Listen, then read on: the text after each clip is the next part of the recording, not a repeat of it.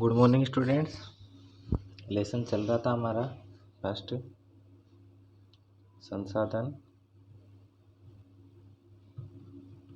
और विकास। ठीक है, संसाधन और विकास चल रहा था पहला लेसन हमारा। दोनों की परिभाषाएं देख लिया आपने।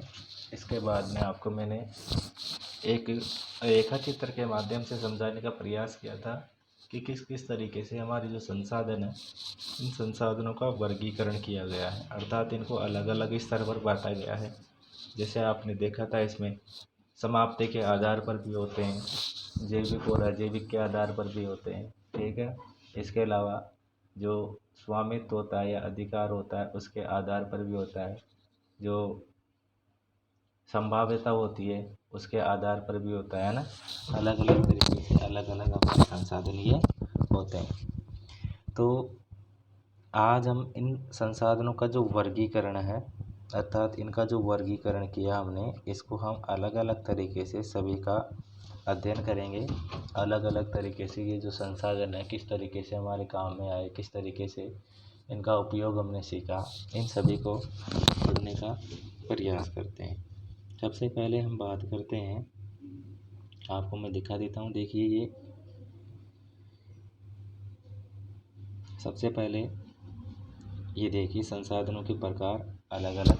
सबसे पहले उत्पत्ति के आधार पर, उत्पत्ति के आधार पर संसाधन होते हैं। हमने रेखा चित्र में भी देखा था कि किस प्रकार से ये जो संसाधन है इनका वर्गीकरण किया गया है। उत्पत्ति के आधार पर जो आपके संसाधन है वो दो प्रकार के बताए गए हैं, यानी कि जो उत्पत्ति होती है अर्थात जो संसाधन बनते हैं उनकी जो प्राकृतिक प्रक्रिया होती है उसके आधार पर संसाधन दो प्रकार के होते हैं। पहला है जैविक संसाधन, जिनको हम जैव भी कहते हैं और जैविक भी कहते हैं या सजीव भी कह सकते हैं। तो ये जो जैविक संसाधन है वो कौन कौन से हैं? तो इन संसाधनों की प्राप्ति जीवमंडल से होती है। अब जीवमंडल में तो तीन चीज़ें हमारे, स्थल मंडल भी है, जल मंडल भी है और वायुमंडल भी है, अर्थात इन तीनों चीज़ों से मिलकर हमारा जीवमंडल बना है। जीवमंडल किसे कहेंगे? जहाँ पर जीवन पाया जाता है, अर्थात जीवन जहाँ पर पाया जाता है या जीवन जहाँ होता है उसे हम जीवमंडल के नाम से जानते हैं। जीवमंडल का निर्माण कैसे होता है? तो जब स्थल मंडल, वायुमंडल और जलमंडल तीनों पारस्परिक अंतर संबंध जहाँ बनाएंगे वही जीवमंडल होगा और जीवमंडल में जीवन पाया जाएगा। तो जो जीवमंडल होता है उसके आधार पर भी हमें संसाधन प्राप्त होते हैं जिनको हम जैव संसाधन कहते हैं। जैव संसाधनों के उदाहरण दिए गए हैं इसमें, जैसे मनुष्य है, वनस्पति है, प्राणी जगत है, मत्स्य जीवन है, पशुधन है, सभी में जीवन पाया जाता है और ये हमारे संसाधन के रूप में काम में आते हैं। दूसरा होता है आपका अजैव संसाधन, अर्थात जिनमें जीव नहीं होता वो अजैव संसाधन के नाम से जाने जाते हैं। जिनमें जीवन नहीं होगा उसे हम किस नाम से जानेंगे? तो उसे हम क्या कहेंगे? अजैव संसाधन कहेंगे। अब ये जो अजैव संसाधन है, ये अजैव संसाधन कौन से होंगे? तो जैसे चट्टान है, अब चट्टानों में जीवन नहीं होता, इसके अलावा धातुएं, इनमें भी जीवन नहीं होता। तो ये दोनों किसके उदाहरण हो गए? आपके अजैव संसाधन के उदाहरण हो गए। देखिए, आपने क्या पढ़ा कि जो उत्पत्ति होती है उस उत्पत्ति के आधार पर, किसके आधार पर? उत्पत्ति के आधार पर संसाधन होते हैं। उत्पत्ति के आधार पर आपने संसाधन कितने प्रकार के देखे? दो प्रकार के देखे। कौन कौन सा देखा? पहला देखा आपने जैव और दूसरा कौन सा देखा आपने? अजैव। ठीक है, इनका दूसरा नाम ले सकता हूँ मैं। जैव को क्या बोलते हैं? सजीव, और अजैव को क्या बोलते हैं? निर्जीव। ठीक है, इसके बाद में और इनको जैविक कह सकते हैं, जो जैव होते हैं उनको जैविक कह सकते हैं और जो अजैव होते हैं उनको अजैविक कह सकते हैं। ये हो गया इनका वर्गीकरण। अब बात करते हैं इनके उदाहरणों की। तो जैव जो है उसके उदाहरण कौन से हैं? अर्थात सबसे पहली बात तो इनमें क्या पाया जाता है? जैवों में जीवमंडल होता है।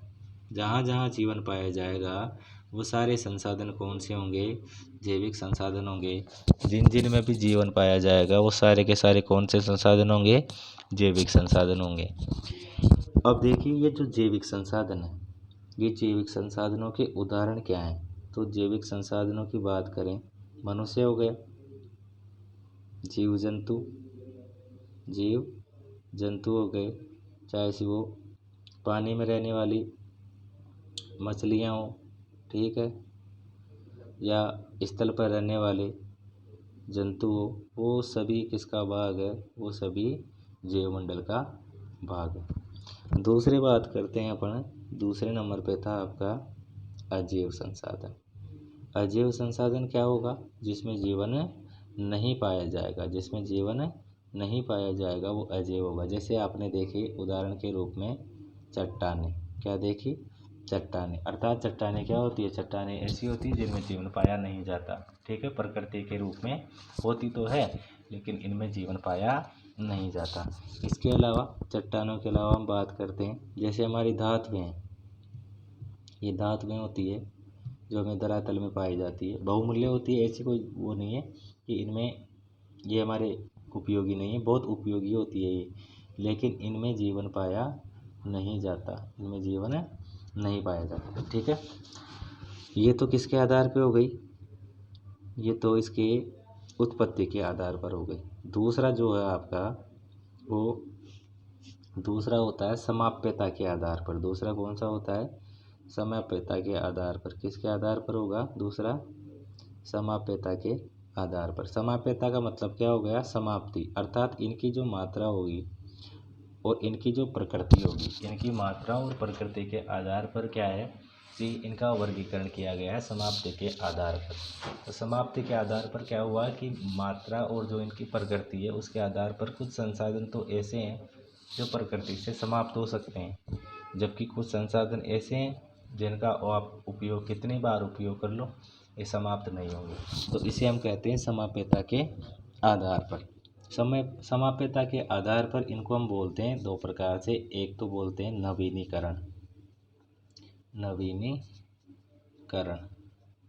नवीनीकरण संसाधन, और दूसरा बोलते हैं हम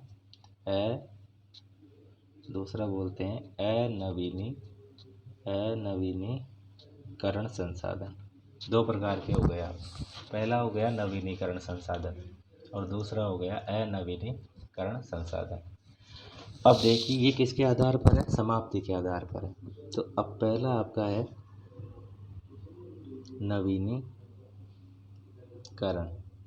नवीनीकरण संसाधन क्या होंगे? नवीनीकरण संसाधन का मतलब ये है कि वे संसाधन जिन्हें मानव अपने प्रयासों और तकनीक के आधार पर दोबारा से प्राप्त कर सकता है, अर्थात समाप्त नहीं होंगे। इनको आप बार बार उपयोग में लेंगे तो भी ये समाप्त नहीं होंगे। तो ऐसे संसाधन जिनको मनुष्य या मानव अपने विवेक और तकनीक के आधार पर दोबारा प्राप्त कर ले, ऐसे संसाधनों को नवीनीकरण संसाधन के नाम से जाना जाता है। क्या कहते हैं इन्हें नवीनीकरण संसाधन कहते हैं। दूसरी चीज़ क्या होती है इसमें? ये असीमित होते हैं। ये क्या होते हैं? असीमित होते हैं। असीमित का मतलब क्या हुआ कि इनकी कोई सीमा नहीं होती, आप कितना ही उपयोग में लो ये कभी कम नहीं होंगे, ठीक है।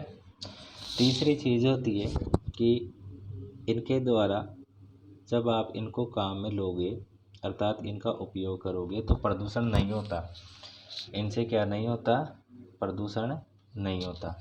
कितना ही काम में ले लो आप इनको, जितना उपयोग में लेंगे उतना हम इससे जैसे ऊर्जा के रूप में काम में ले ऊर्जा प्राप्त कर सकते हैं, लेकिन कितनी ही ऊर्जा आप प्राप्त कर लो, कितना ही काम में इनको ले लो, इनके द्वारा प्रदूषण नहीं फैलेगा, प्रदूषण नहीं होगा।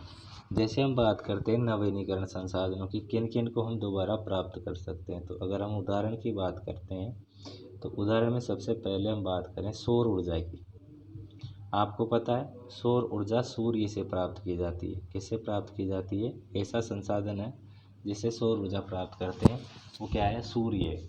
अब सूर्य आपको पता है प्रकृति की देन है, रोजाना सूर्य का प्रकाश आएगा और जब तक ये हमारी प्रकृति में विद्यमान रहेगा तब तक हम इनसे संसाधन के रूप में काम में ले सकते हैं, अर्थात ऊर्जा प्राप्त कर सकते हैं। आपको पता होगा कि जो सूर्य ऊर्जा है उसमें क्या करते हैं कि सोलर जो प्लेट होती है वो लगाई जाती है और उसके माध्यम से सूर्य का प्रकाश जब आएगा उन प्लेटों के माध्यम से ऊर्जा प्राप्त हो जाएगी।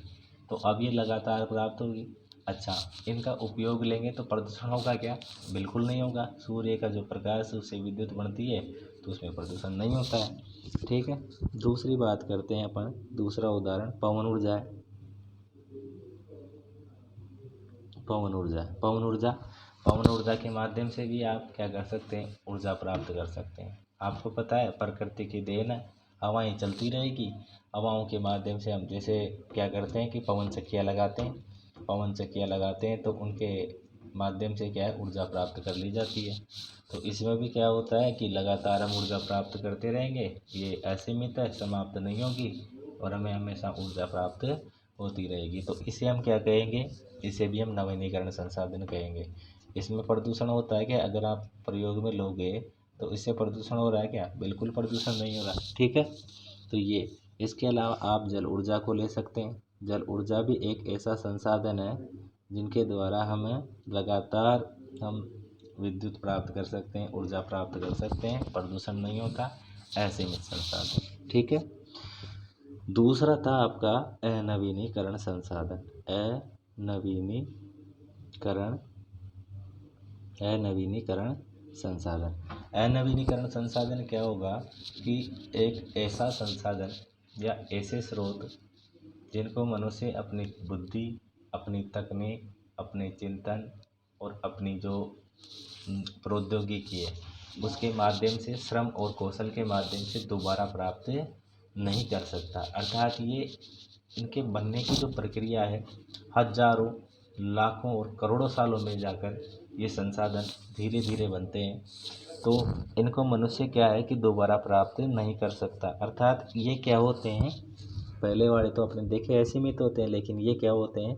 सीमित होते हैं। ये क्या होते हैं? सीमित होते हैं। इनकी एक निश्चित मात्रा पाई जाती है, अर्थात ये समाप्त हो सकते हैं। तीसरी चीज़ क्या है कि आप इनका प्रयोग करोगे ना तो इनसे क्या होता है? प्रदूषण भी होता है। इनसे क्या होता है? प्रदूषण होता है। आप जैसे वाहन चलाते हैं तो वाहनों में पेट्रोलियम पदार्थ वगैरह आपके काम में आते हैं। ठीक है, तो जब इनको वाहनों को चलाएंगे तो इनसे धुआं निकलेगा, तो इससे क्या हो रहा है? प्रदूषण हो रहा है। ठीक है, तीसरी चीज़ क्या है कि अगर इनके उदाहरण की बात करें कि कौन कौन से संसाधन है जो अनवीनीकरण है, तो जैसे पेट्रोलियम पदार्थ हो गया, पेट्रोलियम पदार्थ। इसके अलावा कोयला किसके उदाहरण है? ये अनवीनीकरण के उदाहरण है और इनसे क्या होगा? प्रदूषण होगा, अर्थात इनसे प्रदूषण होता है। ठीक है, आगे क्लास हम कल पढ़ेंगे। ओके।